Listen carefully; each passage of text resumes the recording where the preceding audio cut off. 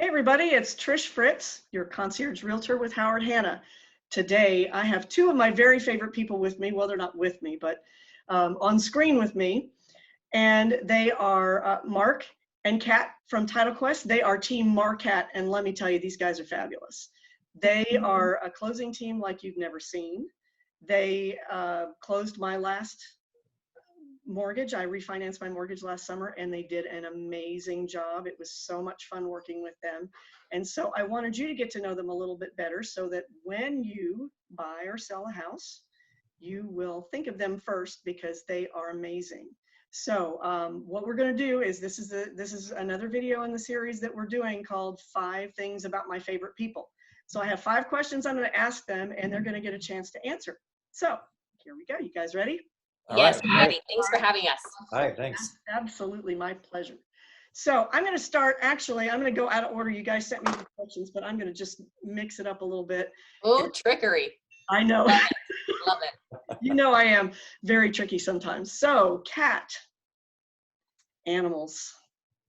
I understand that you love them and you have, I've seen some of your pets on Facebook, but I want to hear more about your pets. Okay, now see this, we can go on and on all day about this. So yes, I have a unique love for animals. I was just talking to Mark this morning how I want a possum. But It's true. It is true. I have a possum in the backyard we call Fred, but he's not mine. He just visits frequently, but I think my dogs scare him away. But yes, I do love animals. Wolves are my favorite. But as far as our pets are concerned, we have 7 pets. So I have 3 dogs. We have a snake, a leopard gecko, and we have a rat, and we have a guinea pig. So, and actually 2 leopard geckos, so you could make it 8, I guess. So, but yeah, I love all of them. I mean, dogs and larger animals really are my niche, but my middle daughter really connects well with reptiles. And she said once all this COVID, quarantine is over, she would love to join 4-H so she can have a goat or some other form of an animal that you do in 4-H. So it's definitely something that's passed down to all my kids for sure. Everyone has their own pet, and then we consider the dogs all mine. So I do. That's I remember tell me if I'm wrong, but I did see a video of your rat riding the Roomba not too long ago. Yes. So, and the dogs were like, I don't know if they more were looking to take her on as a snack, or they were, Escobar is the name of my iRobot Roomba. I name everything. My truck has a name. His name's Hector. But yes, the rat did take a ride until she was going to jump to her death, because I'm sure one of the dogs would have eaten her if I hadn't stopped the video. I got or you. rolled on her. But no rats were harmed in the making of that video. No rats were harmed in the making, nor did Escobar, my Roomba, get harmed either. Nice. Okay. Well, that's always important because those Roombas are nice to have around. Yes, I need them with all the pets. Yeah, well, that's true. That's true. If it's just going around all day long, right? I actually need 4. Gotcha. Okay. All right. I did have a rat when I was a child, by the way. Yeah. Very much like yours.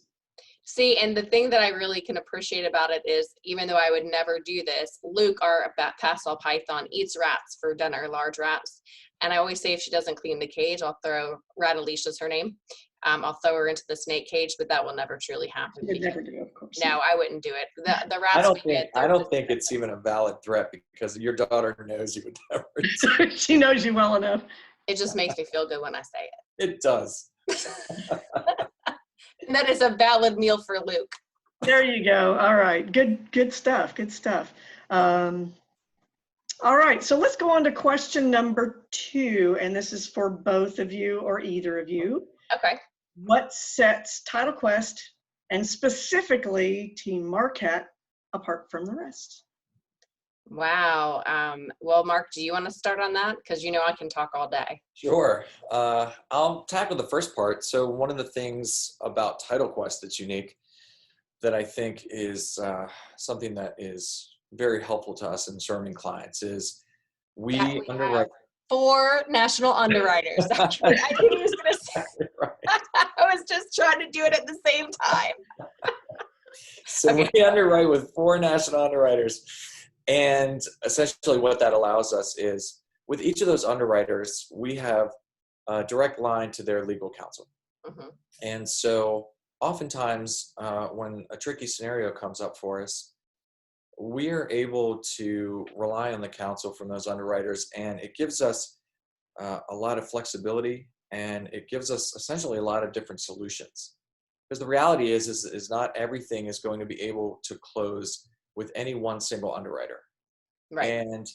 And with 4 national underwriters, what also that allows us is that each of them has their own individual sets of experiences. And so with the challenge at hand, depending on what its unique facets are, we know who to go to, or we can go to 2, maybe 3 underwriters, and then we'll find out who does have that experience and that expertise and is able to give us a way to move forward and see a transaction to completion. So I would say that that's one edge that we have that's really pretty significant. Oh, Yeah. my turn. Yes.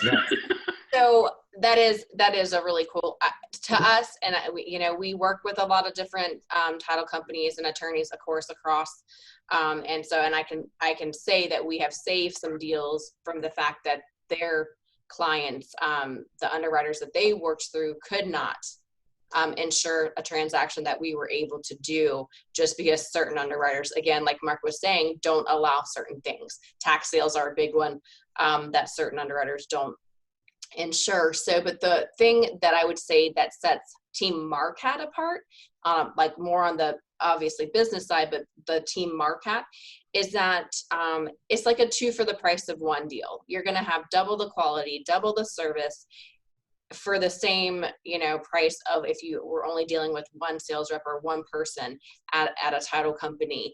And what I think is really unique about Mark and I is, first, we didn't like each other when we first met. And now we absolutely love each other to death. And we're like family. It took a few minutes. It took a few months. But and all jokes aside, though, we have a great friendship and we're very unique and different. So it provides 2 different personality types, 2 different energies. So we can set one or the other with a client we might feel is better suited for them. Because not everybody wants happy, fluffy, giggly cat. And not everybody wants polished, clean cut, speak several languages, Mark. So we know how to, read the client, know what they might need, and be transparent with our agents when they might say, because we get it. We're all different, and he and I especially. And the fact that we do have different strengths and weaknesses. So that is what also makes us a great team, is where I thrive to be on the outside. He is phenomenal at data and spreadsheets and Excel, and I could care less if Microsoft Suites fell off the side of the earth. Okay. But he is great at that. So it strengthens us as a team to be able to go out and achieve more business, which is ultimately our goal, because we are a commission-based employee. So we do want to earn business and earn trust, but we want to put our names behind it so that we are being authentic, and we want people to know that it's personal to us. Because you are coming in and you're trusting us, we want to make sure that we're providing that and we're putting our name on it. Okay. So that's what I would say is unique. That sounds great. And I can tell you from my own personal experience, both with my clients and with myself, that is absolutely true. Well, thank you. You take every transaction personally. And I know that when I have a transaction with you, when you're talking with me, when you're working with me, I'm the only person in the world. And I know that you have 1,000 other clients, but it doesn't matter, because in that moment you don't. That's right. That I don't see with a lot of other companies. So I really appreciate that as well. Well, thank you. We appreciate you too. Cool. All right. Well, let's go on, and I'll ask you an easy one. How many locations do you have?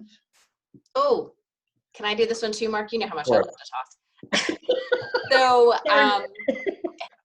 Mark, you can go. No, I'm just kidding.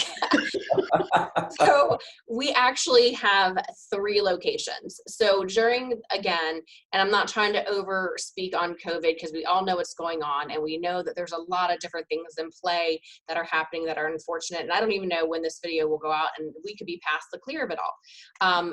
But we have our 3 locations, which are our main office, Greenbrier Parkway in Chesapeake. We have our Virginia Beach office off of Viking Drive, and we have a Suffolk office in the Harborview area.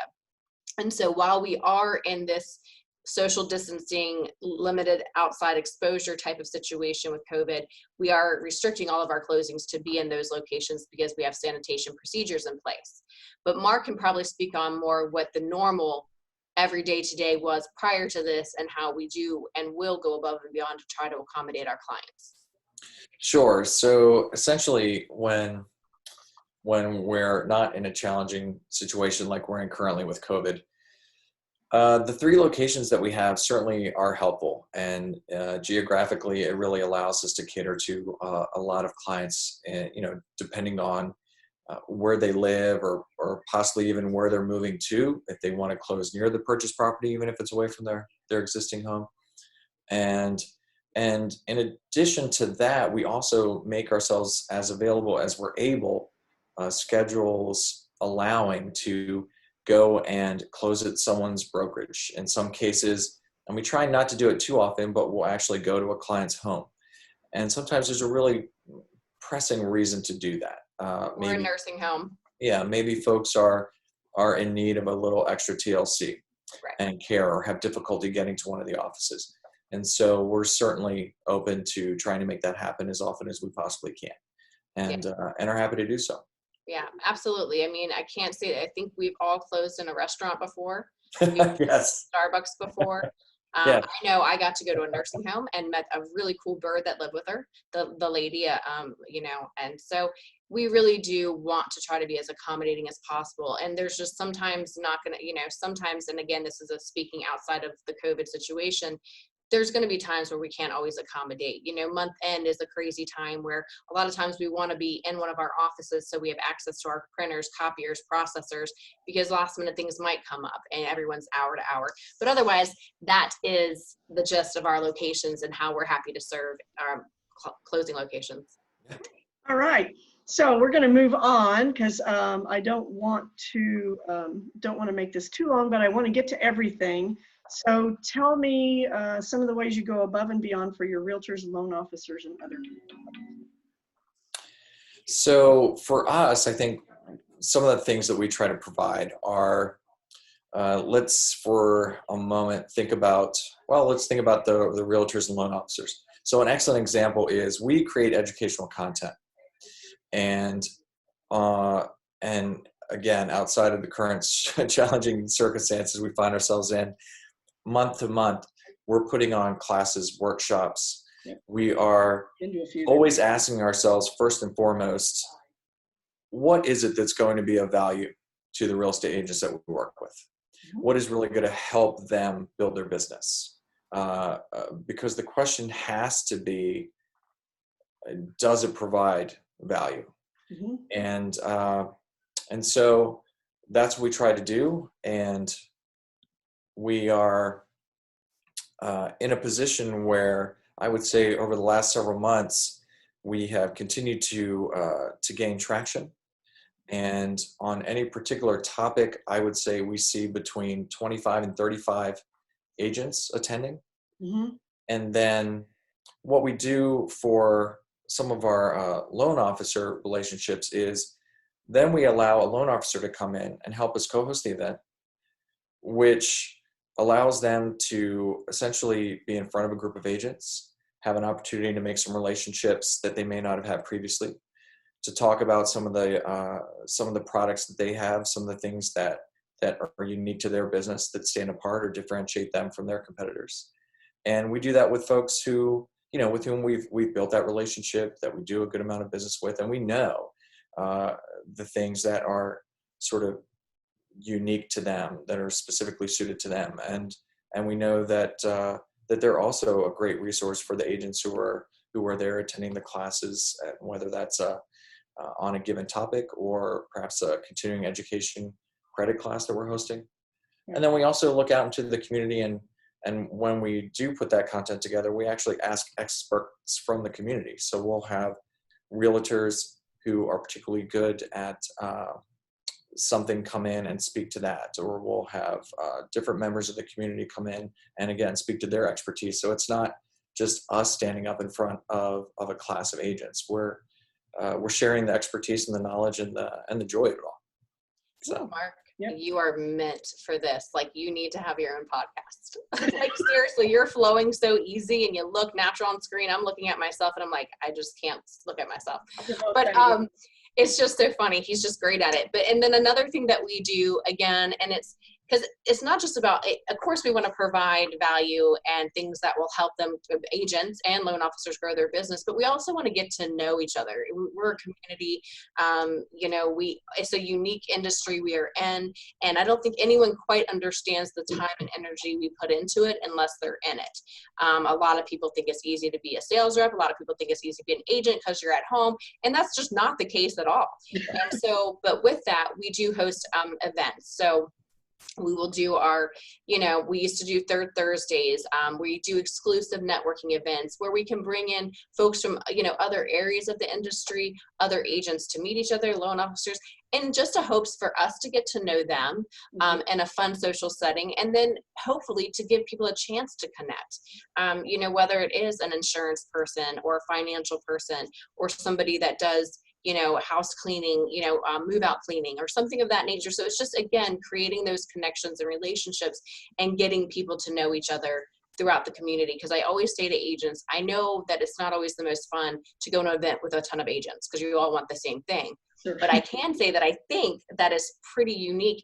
When you build relationships and get to know agents, they're more likely to want to work across from you because they know who you are. And they, you know, they know your ethics and your morals and what you stand for. And so that's why we kind of pull those things together on top of, you know, being involved with Hurrah and supporting the affiliates councils and doing things like that to just keep, you know, to be a support to our community, our real estate industry, and the whole community. Cool. All right. So last but certainly not least, Mark, it's your chance to talk about something personal. And I have here that you are a first-generation American. Yes. Where? Yes, that's right. So I am first-generation American, born in Baltimore, Maryland. My parents were both immigrants from Ukraine. Nice. Okay. And they actually met in Baltimore, Maryland. After both sets of families immigrated. There was a significant Ukrainian community there, and that is where my parents met. However, both sets of families, so both sides, immigrated in 1949, a few years after the Second World War, where both had been refugees throughout the course of that war. And yeah, so I grew up in my earliest years in a Ukrainian community in Baltimore, Maryland. It was really pretty special. English was not my first language. Okay. I learned English right before I started kindergarten.